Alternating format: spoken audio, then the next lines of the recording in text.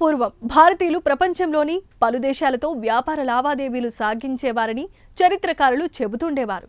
మన స్కూళ్లలో పాఠ్యపుస్తకాలలో చిన్నప్పుడు ప్రతి ఒక్కరూ చదువుకునే ఉంటారు. అయితే తాజాగా వెలుగు చూసిన ఒక పరిణామం ఆశ్చర్యాన్ని కలిగిస్తోంది. క్రీస్తుకు పూర్వం 1వ శతాబ్దంలోనే భారతీయులు ఇతర దేశాలతో వ్యాపార లావాదేవీలు సాగించారని తాజా పరిశోధనలో తేలింది. మరి ఆ దేశమేది? ఇండియా నుంచి ఏ రాష్ట్రానికి చెందిన వారు అక్కడికి వెళ్లారు? తదితర అంశాల గురించి ప్రత్యేక కథనంలో ఇప్పుడు తెలుసుకుందాం.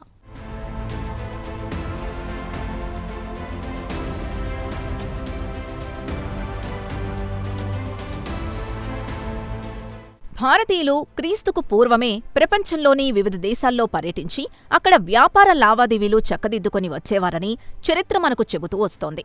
అయితే దానికి సంబంధించిన సాక్ష్యాలు ఇప్పుడిప్పుడే వెలుగు చూస్తున్నాయి. ఇక ఇండియాకు చెందిన దక్షిణాది రాష్ట్రం తమిళనాడు నుంచి క్రీస్తు పుట్టకముందు 1 నుంచి 3వ శతాబ్దంలోనే ఇక్కడి వ్యాపారులు ఈజిప్టుకు వెళ్లి వ్యాపార కార్యకలాపాలు చక్కబెట్టారని తాజా పరిశోధనలో తేలింది. ఇక సహజంగానే పర్యాటక ప్రాంతాలకు వెళ్లినప్పుడు చాలామంది అక్కడి గోడలపై తమ పేర్లతో పాటు ఊర్ల పేర్లను సరదాగా రాస్తూ ఉంటారు. అలాంటిదే ఈజిప్ట్లో అక్కడి సమాధుల వద్ద కనిపించిందని పరిశోధకులు కనుగొన్నారు. ఈజిప్ట్లోని వ్యాలీ ఆఫ్ కింగ్స్ టూంబ్స్ లేదా సమాధుల వద్ద ఎంట్రన్స్లో తమిళ్ బ్రహ్మి భాషలో సికాయ్ కొర్రన్ పేరుతో అక్కడ గోడలపై చెక్కినట్లు పరిశోధకులు గుర్తించారు.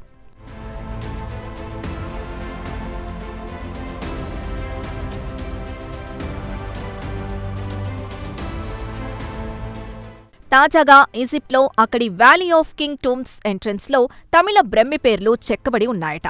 క్రీస్తు పుట్టకముందు నుంచే తమిళ వ్యాపారులు కేవలం ఇండియాలోని ఇతర ప్రాంతాల్లోనే కాకుండా రోమన్ సామ్రాజ్యంతో కూడా వ్యాపార లావాదేవీలు సాగించారని తెలుస్తోంది. తాజాగా ఇద్దరు పరిశోధకులు ఈజిప్ట్లోని వ్యాలీ ఆఫ్ ది కింగ్స్ సమాధుల వద్ద తమిళ బ్రహ్మి భాషలో 30 సార్లు పేర్లు చెక్కినట్లు కనుగొన్నారు. అలాగే ప్రాకృతి, సంస్కృతిలో కూడా అక్కడక్కడా పేర్లు చెక్కినట్లు కనుగొన్నారు. అవి అక్కడి టూంబ్స్లో క్రీస్తు పుట్టకముందు 1 లేదా 3వ శతాబ్దానికి చెందినవిగా చెబుతున్నారు. కాగా దీనిపై అధ్యయనాన్ని పారిస్లోని French school of Asian studies EFEO professor Charlotte Schmid, స్విట్జర్లాండ్లోని లౌనా యూనివర్సిటీ ప్రొఫెసర్ ఇంగో స్టిరాచ్ 2024-2025లో నిర్వహించిన అధ్యయనంలో తేలింది. టూంబ్స్ శిలా పలకాలపై కూడా తమిళ బ్రహ్మి పేర్లు కనుగొన్నారు. తెబెన్ నెక్రోపోలిస్లోని 6 సమాధుల్లో పేర్లను కనుగొని ఈ బృందం రికార్డ్ చేసుకుంది.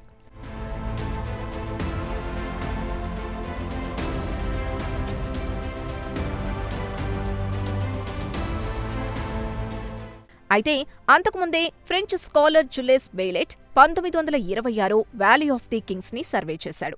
ఆయన దీనికి సంబంధించి రాసిన పుస్తకంలో 2000కు పైగా గ్రీక్ గ్రాఫిటీ మార్కులు కనుగొన్నారు. తాజాగా ఈ ఇద్దరు పరిశోధకులు ఈజిప్ట్లో గుర్తించిన అంశాలతో from the valley of the Kings to India టైటిల్తో ఒక పరిశోధనా పత్రాన్ని విడుదల చేశారు. ఈజిప్ట్ సమాధుల వద్ద భారతీయ భాషల్లో పేర్లు చెక్కబడి ఉన్నాయని వివరించారు. అయితే అంతర్జాతీయ తమిళ ఎపిగ్రఫీ కాన్ఫరెన్స్ జరుగుతున్న సమయంలో వీరి పరిశోధనలు వెలుగు చూశాయి. ఈజిప్ట్ టూంబ్స్లో క్రీస్తు పుట్టకముందే 1 లేదా 3వ శతాబ్దంలో భారత ఉపఖండం నుంచి పెద్ద సంఖ్యలో ఈజిప్టుకి వెళ్లినట్లు వీరు చెబుతున్నారు. ఇండియాలోని వాయువ్య ప్రాంతం నుంచి, అలాగే దేశంలోని పశ్చిమ ప్రాంతం నుంచి దక్షిణాది రీజియన్కు చెందినవారు పెద్ద సంఖ్యలో ఈజిప్ట్లో పర్యటించినట్లు చెబుతున్నారు. అయితే అక్కడి వ్యాలీ ఆఫ్ కింగ్స్లో ఎక్కువగా దక్షిణాది నుంచి వచ్చిన వారి రాతలే ఎక్కువగా కనిపించాయి. అది తమిళ బ్రహ్మికు చెందిన రాతలే ఎక్కువగా కనిపించాయన్నారు పరిశోధకులు.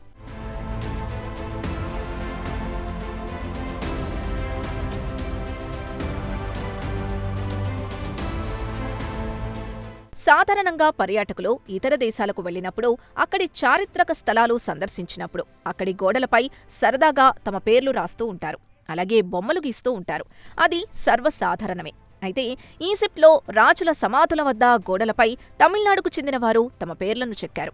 అక్కడి గోడలతో పాటు అక్కడి గదులు, రాజుల సమాధుల చుట్టుపక్కల ఎక్కడ చూసినా తమిళ బ్రహ్మి పేర్లు కనిపించాయని రీసెర్చ్ తమ పరిశోధనా పత్రంలో వివరించారు. అలాగే మన ఇండియాకు చెందిన తమిళనాడు వారితో పాటు అక్కడి టూంబ్స్ లేదా సమాధుల వద్ద ఇతర భాషలతో పాటు పెద్ద పెద్ద బొమ్మలు గీసినట్లు కనిపించింది. ప్రధానంగా గ్రీక్ భాషలో ఉన్నాయని చెబుతున్నారు. అయితే భారతీయ పర్యాటకులు ఇతర ప్రాంతాలకు వెళ్లినప్పుడు తమ పేర్లను అక్కడి గోడలపై రాయడం అనాదిగా వస్తున్న తంతే అని ఇద్దరు పరిశోధకులు పేర్కొన్నారు.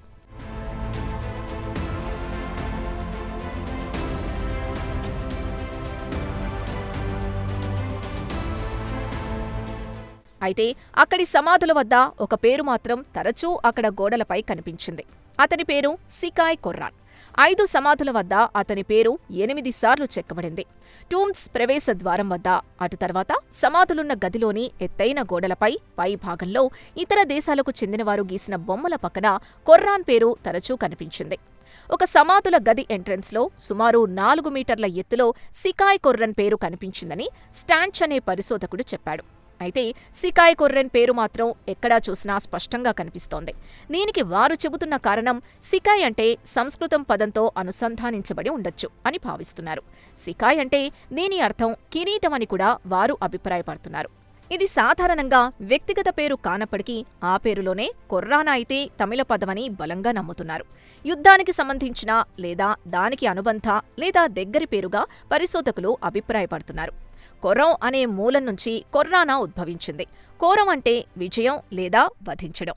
దాని ప్రకారం చూస్తే చేర యోధురాలు కొర్రావై లేదా కొర్రావానా అనే పదం నుంచి ఉద్భవించవచ్చు. వివరంగా చెప్పాలంటే రాజు అని చెప్పవచ్చునని మిస్మిష్విడ్ వివరించారు.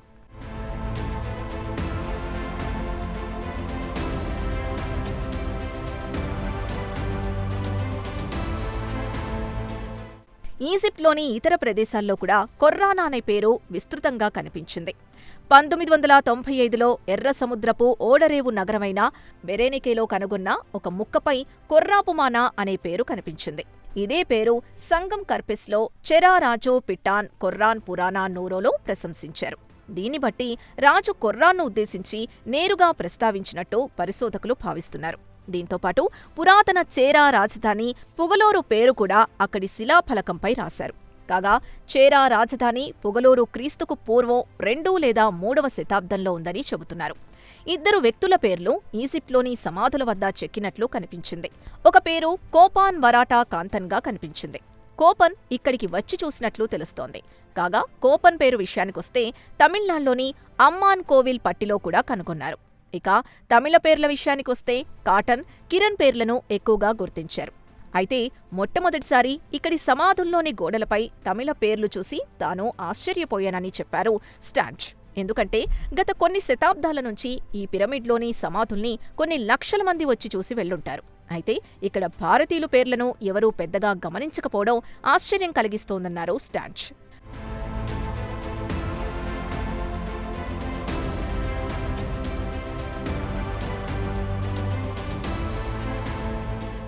అయితే తమిళనాడు ప్రభుత్వానికి చెందిన పురావస్తు శాఖ సలహాదారుడు, విద్యావేత్త, రీసెర్చ్ అడ్వైజర్ కె. రాజన్ తాజా పరిణామాలపై స్పందించారు.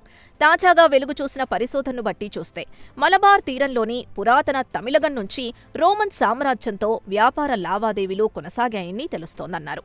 రోమన్ సామ్రాజ్యంతో వ్యాపార లావాదేవీలు కొనసాగాయని తెలుస్తోందన్నారు. ఇక తాజాగా ఈజిప్ట్లోని రెడ్ సీ పోర్ట్ సిటీలో బెరెనికేపై అక్కడి ప్రభుత్వం దృష్టి పెట్టి గత కొన్ని సంవత్సరాల నుంచి తవ్వకాలు చేపడుతోంది. ఇక తవ్వకాలు నైలు నది లోయవైపు మళ్లిందన్నారు.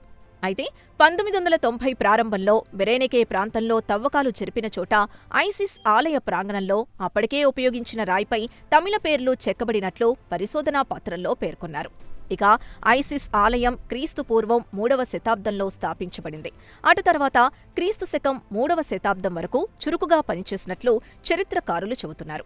ఇక తాజాగా ఈజిప్టు సమాధుల వల్ల తమిళనాడుకు చెందిన వారి పేర్లు వెలుగు చూసిన వెంటనే తమిళనాడు ఆర్థిక మంత్రి తంగం తెన్నెరసు ఎక్స్లో ఒక పోస్టు పెడుతూ పురాతన కాలం నుంచి తమిళులు గ్లోబల్ ట్రేడ్ నెట్వర్క్లో సిద్ధహస్తులు అని తేలిపోయిందని సంబరపడిపోతున్నారు. మొత్తానికి క్రీస్తు పుట్టక ముందు నుంచి 1 నుంచి 3వ శతాబ్దంలో కూడా ఇండియాకు చెందినవారు ఇతర దేశాలకు వెళ్లి వ్యాపారాలు చేశారని చెప్పుకోవచ్చు. ఇది భారతీయులందరికీ గర్వకారణమే కదా అంటున్నారు పురావస్తు శాఖకు చెందిన నిపుణులు.